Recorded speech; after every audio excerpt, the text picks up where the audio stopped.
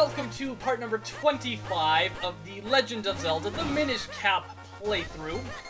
Before we take on the final boss, we have a few things we need to take care of first. Now keep in mind, you can't do any of these things until after you complete the game.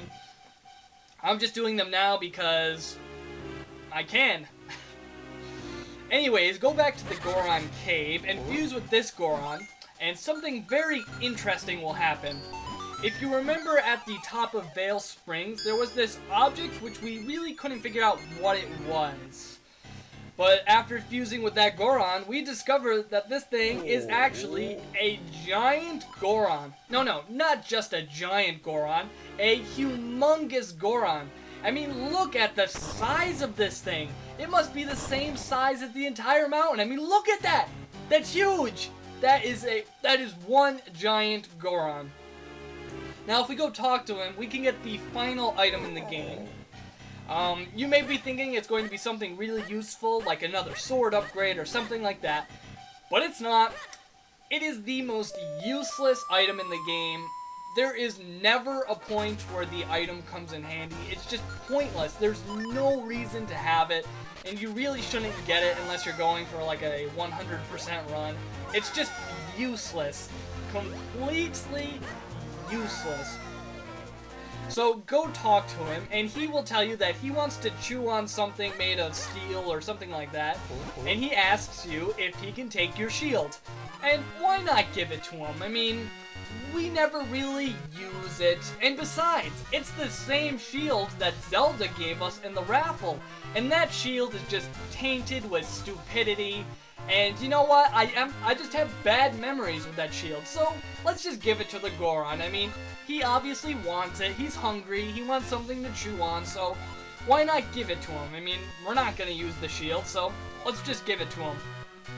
Now you have to wait a little while before he'll give you the final item, so go do something else. I went around and finished off all of the Kinstone fusions, which took forever, by the way. I think it took like 5 hours to find the final one, and it was in the Wind Tribe house. It was actually the Elder. That was the final Kinstone fusion I missed, and usually it's just some random Minish out in the field that I missed, but for some reason in this playthrough I missed the Elder of the Wind Tribe, and I don't know why, but that's just what happened. So after you complete all 100 Kinstone fusions, head back to Tingle because he will give you your reward. Now your reward is completely useless and there's no reason to get it besides bragging rights. You need to talk to him twice before he will give it to you.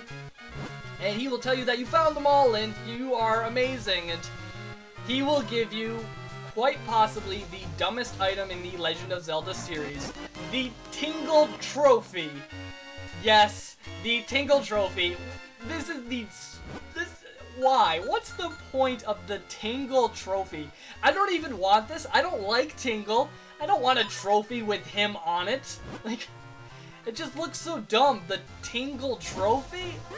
Oh, it's really stupid. Like, So if you don't want to do all the Kinstone fusions, then don't. There's really no reason to. Just get all the heart pieces and you should be fine. And yeah, do all the ones that get you heart pieces and things like that.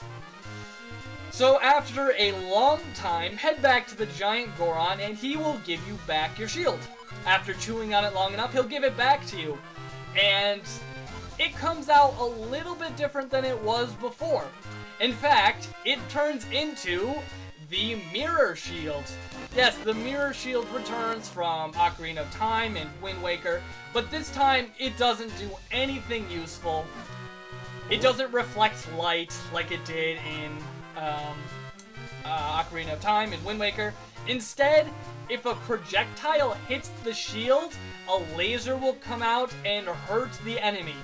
That's it. And it's never useful. There is no reason to ever do it. Your sword just kills enemies just fine. Why do you need to pull out the shield to use a laser projectile? It's stupid. Why? There's no reason to get this item. It's not like it improves your shield in any way.